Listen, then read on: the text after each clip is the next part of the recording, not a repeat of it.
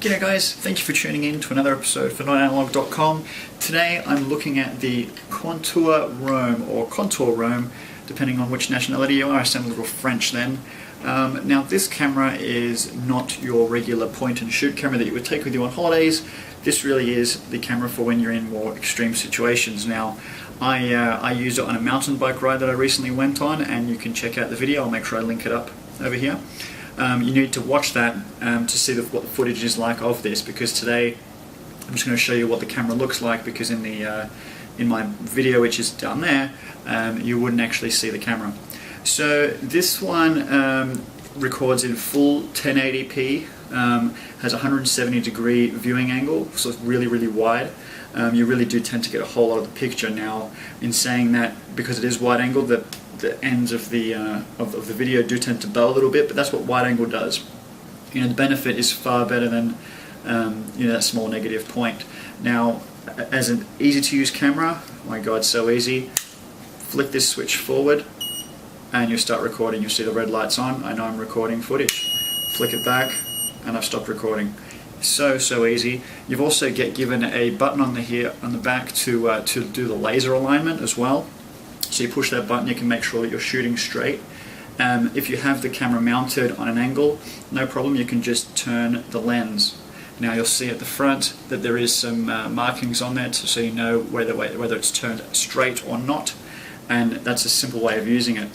Now I have got the safety clip on here, which if you've got accessories on your helmet or accessories on your car or whatever it is, you can just have this clipped on so that if the bracket does come off, it's still going to be held on with this. Now, I've left part of the accessory still on here. This is from the helmet, and you'll see that it actually just slides in and out. Same thing on the other side. The accessories slide in and out of the parts here, and they just slide on and off. Very easy to get done. You know, on the back, when I open the unit up, you can see I've got the micro SD slot, a micro USB slot, and also a format button. So if, for example, you need to start recording all over again, you're in the middle of nowhere, not near a computer, you can use a pin and actually format the whole card there and then, which is useful.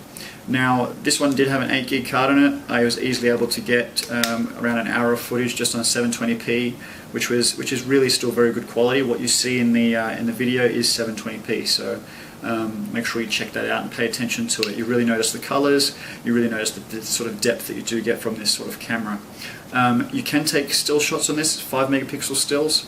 It's 1 meter waterproof, so don't drop it too much in the ocean. You can get accessories for it that will allow you to take it in scuba diving and things like that, so you need to shop around. There's so many accessories you can get for these. You can mount it on pretty much anything.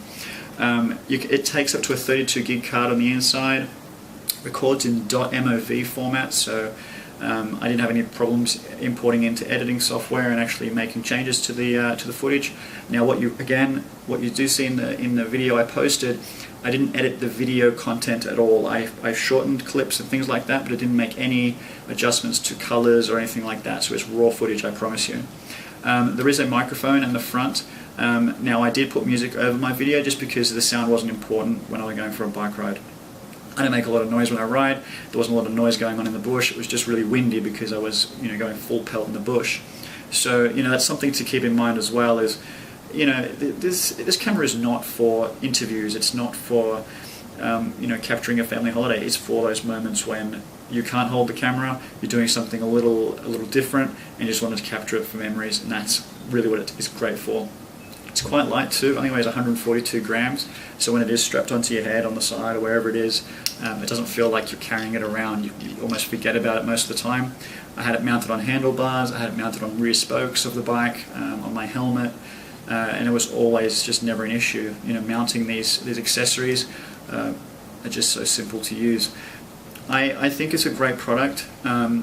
It's one of those products that you really have to be an enthusiast or someone who does these things a lot to make really good use out of them. They're not the cheapest product in the world, so it's not something that you would just buy for everyday use, because it's not. It's a camera that you would use only in those situations, but it does it really well. I recently went to a car show. I saw so many of these strapped to cars when they were doing driving events and things like that. It just makes sense. It's a really innovative product to use. and it's so simple. When you plug it into your computer, you've got some great software. I promise you, some really good software from Contour that you can use to program the camera to set different modes for recording, such as 1080p or 720p, set the different modes there. It really does allow you to customize the use of the camera. I probably don't have a great deal more to say about it. Make sure you watch the video. If you do have any other questions, please let me know, and I'll get back to you soon. Thank you.